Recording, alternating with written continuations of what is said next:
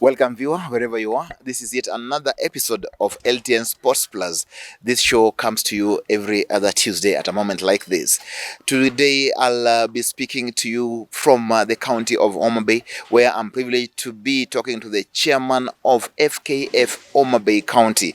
He will tell us what his name, who is he will tell us his name, and then after that, he will delve into matters of football in this region, Homa Bay. As you all know, Homa Bay is one of the areas where football is the key sporting activity. And yes, a lot of teams are playing football in Homa Bay County. I'm told they are in the numbers of nearly 300 teams from different wards in this county of Homa Bay. And today we want to discuss about this with the Football Kenya Federation representative of Homa Bay County. This is the guy who will be with me in this show. So keep it here. Let's hear what happens in Homa Bay. Let's hear the way Homa Bay is planning its own things. And yes, all the questions that you have, you can also send them via this very social media channel where we are going to be answering these questions one-on-one. My name is Nick Okello. I'm going to give this chance to my guest on my right, and it's his time to just mention his name. Karibu sana mwenyekiti. Kindly tell us who you are and how things are in Homa Bay. Thank you, Nick. I'm Maurice Ogweno, Chairman, Football Kenya Federation, Homa Bay County Branch. First, welcome to Homa Bay County. Thank you. And feel free to walk around. The county of endless potential. Exactly. Thank you. Now, Maurice, you are the chair of FKF in this region, and indeed, this is not your first term. I know you are doing your second term, knowing so well that you've done a number of things. Kindly tell us, how is football in Homa Bay County? How has your office made it possible for Homa Bay County to enjoy football, for Homa Bay County to find talents, develop talent, and generally build football as it is? Thank you, Nick. I want to start by saying that Homa Bay County, we have several teams. We have a very competitive leagues, starting from ward leagues, which is being run by the sub-branch officers. We have the sub-branch league, which is also being run by the sub-branch officers. We have the county league, whereby we have 58 teams participating in county league. Right now, we are approaching the mid-season, uh, and the league is well organized. We have 3 zones. That is Zone A, Zone B. Um, Recently, we created another zone, which is Zone C. That includes all the islands. It was very difficult for our teams to walk around and play leagues in the highlands. As you know, in Homa Bay, we have several highlands. That is Fangano Highland, Remba, Ringiti, and some small highlands. In the highlands, we have 13 teams participating in the country.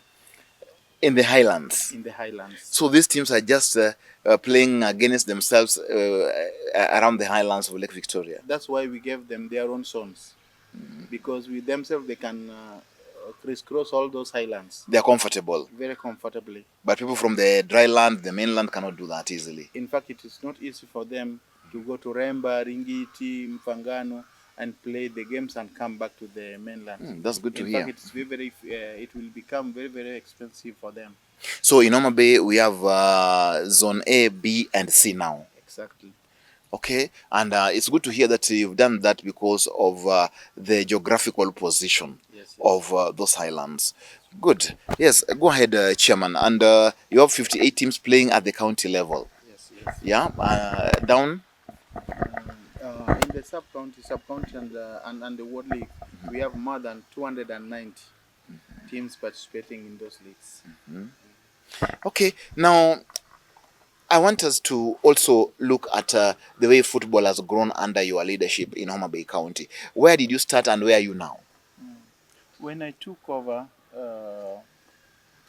in 2018, we had only one team participating in regional league.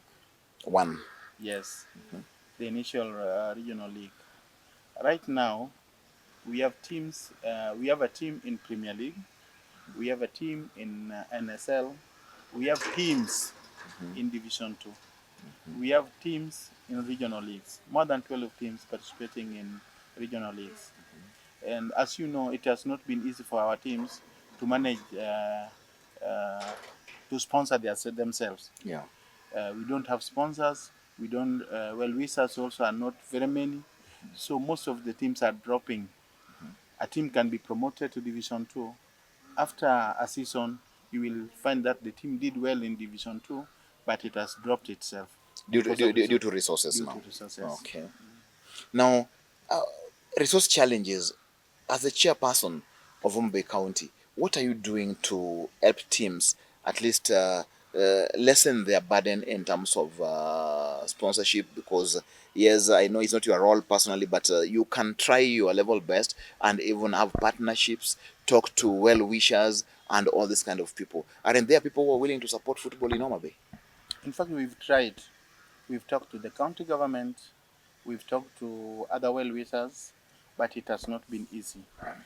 That's one brought me to a point whereby I waived both affiliation and participation fee for the clubs. So they no longer pay to participate in In the in Homa fact, Bay County our League. teams playing county league and below are not paying participation and affiliation fee. They only pay for their cards and referees, and they play. Oh, that's good. So it's total waiver.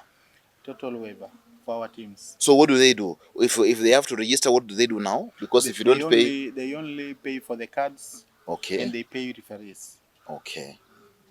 Now talking about the refereeing in the county level, how is it in Homa Bay? Because I was at the coast, doing the same thing. There's still a lot of disaffection, should I say?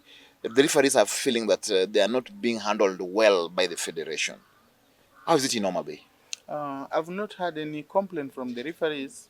Always we involve them in any activity. We involve them in any negotiation. If we have the tournament, they have representatives, the coordinators. They do their own negotiation with the tournament organizers. In our leagues, we sit with them. We agree in the mode of payment, whereby both of us lend hand. The referees give us fair play, and we give them their money. And are they getting training that is helping them to sharpen their skills in refereeing? Because years back, should I say, years back, there was so much complaint. In fact, there was a team in these areas of in Homa Bay. I can't remember exactly where they decried that indeed the refereeing wasn't right. It was like they were being looked down upon, and their chairperson complained somewhere that the level of refereeing is targeting particular teams. The refereeing is biased. So far, how are they doing it? In fact, right now we've not received such a complaint. Whatever I know, that most of our referees need refresher courses because some of them did their exams sometimes back, um, so they only depend in pets. But as the federation, we should organize for refresher courses for them, which I'm planning in conjunction with the county government. They promised. I'm not sure when they will, if they will fulfill the promises. But they told that they have budgeted for the training of referees and coaches. So I think if they fulfill the promises, then we will have refresher courses for the referees. Right Okay. now, we don't have any complaint of match fixing and maybe substandard officiation. Okay, that's good to hear. At least it's good from the referee side that we are getting this kind of good reports from you, because refereeing is actually the key aspect of the game. If we don't have proper officiating, then we are not having any football to watch or run. Now, back to the team's chair. Uh, the teams, really, why must they pay referees? We have a federation. We have, we have everybody else. Why must teams pay for a referee? So it means if my team has money, I can pay better, and Not then have and then have the match go by my You know what I mean? Yeah, you never, people are human beings, and if I have more money, it's easy to corrupt a referee to make it for my team. I think you are very right, but as at now, as the branch, we don't have enough resources to pay the referees. Issue of match fixing, whatever you are trying to say, is match fixing. Yeah. But we don't allow anybody to bribe the referees, whether you have a lot of money. I think it But will. how would you tell? Because a referee will meet whoever is supposed to bribe him or her at a different location where you don't know, and tomorrow you'll only see the results the way they do their work in the field. What I'm trying to say here, Chairman, I'm not looking at resources, I'm looking at the easy compromise. Now, if teams have to really struggle and pay referees, yet they're the guys who are competing, don't you see it's compromising? Even up to that end, is compromising. You are very right, but I think referees is a call, and each and referee must respect his professionalism. If you allow yourself to be bought at a cheaper price, then your career also will not go far. Yeah. You know what it takes if a referee fix the match. That one mount to ban, maybe for his life. He will not be allowed to participate in football activities. Yeah. So I don't expect such an incident to occur. In the But county. also we have our people on the ground. We have very senior match coms. We have the federation officials who are also going around in to monitor all those matches. So if such a incidents occur, then obviously we will take action for such a referee. The National Federation, I heard Hussein Mohammed and his team talk about looking at the referees' plight. Are they planning to start supporting the referees down here, or what plans do they have? Have you had a talk with them? Yes, we've been in good talks with the president, with the CEO, but as at now, they have not rolled down any support Any support? to the branches. So teams still have to carry the load of paying the referees. That's what's happening as at now. I know today we have AGM which is going on. I think those are some of the things which will be discussed in the AGM. So we are waiting to hear from them if they will have funds to start paying referees. What I know, initially, the federation was paying the youth leagues. Like in Homa Bay, we have youth leagues with almost 112 teams participating in youth leagues. Initially, the federation was paying the referees. Now, the federation has not started paying the referees. Okay. It's upon the clubs, upon the local federation to look at how the youth league matches are being handled. Now, Chairman, if I hear what you're saying, it's kind of very painful. There are no sponsors who are coming by for the leagues. The referees are not being paid by the federation. It is the teams that are still paying them. You've even waived for these teams affiliation fee. It means there is totally no support for grassroots football as it is. At the moment, we've not received any concrete support from the national office. What I know is that now we have the balls from the national office as 4 balls that are meant for schools. Most of the counties, most of the branches have received 100 balls. Even the Homa Bay balls are there lying at the national office, and we are soon collecting them. Maybe by the end of this week, we'll receive our balls. But financial support, we've not received. Now, is there any referee, as I complete with the referees matter, is there any referees of yours that have gone to Premier League from Homa Bay, people you've elevated to higher levels than Homa Bay County, who have badges, maybe Premier League, FIFA, NSL? Right now, as we talk, we have 4 referees in Premier League and 2 match coms in Premier League. Oh, that's There's good. total to 6 From Homa Bay County. from Homa Bay County. Oh, that's a good And contribution. we are trying to promote, because we have several in NSL, both men and women, and hopefully 2 or 3 may be promoted to Premier League by the end of this season. Ah, that's good. Now, going back to the playing units and all the coaches that you have in the county, how qualified are your coaches? Thank you, Nick. We've tried as the federation, as the branch level. We've trained more than 110, 112 coaches. Our last training was done in October last year in Beta, and we trained 30 coaches. In August, we trained 30 coaches in Oyugis. So as at now, we have more than 112, 312, 112 CAFD CAF coaches. coaches, but we have more than 10 CAFC. CAFB at the moment we don't have. Okay.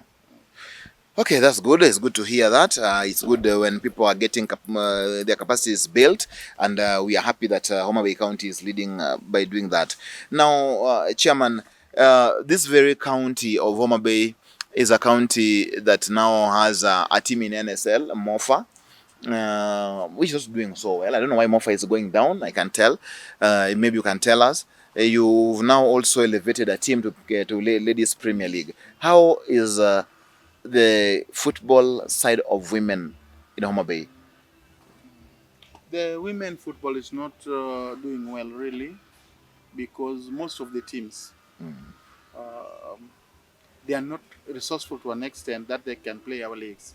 Right now we have only 5 participating in the regional league.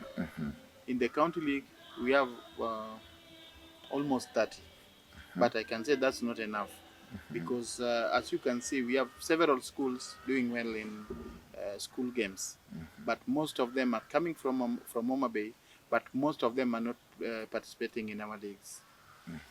They always talk of the expensiveness of the league. So how many teams or how many leagues then for women do you run in the county? We have 30 teams participating in the county league, and we have sub-branch women leagues, but they're not many. Especially we have in Rachonyo East, we have a women league going on, and in Suba. And in Soba. Okay, so therefore there's much to be done in terms of women football. How is your office working with the secondary schools around in terms of developing talents in schools or in competitions? Because I know FIFA right now has a very good program for schools, for girls and all that. Are you exploiting that window with the Home Bay schools to see if you can raise good players from the schools as well? In fact, right now we've started working hand in hand with the schools. If you look at our youth leagues, most of the teams participating in the youth league are JSS schools. And if I give maybe example, if you look at Isipe International School, Beta Point In International beta. School in Beta, they have started an academy, even though it has not been registered officially, but they are doing well. In fact, they are at the top in that zone. So most of our junior team clubs are JSS, almost 80%. Very few are clubs associated in teams, but 80% are JSS teams. So we are working hand in hand with the teachers, with schools, so that we may enhance youth football. And I think if we can enhance youth football, then the origin name of Homa Bay being the hub of football will arise again.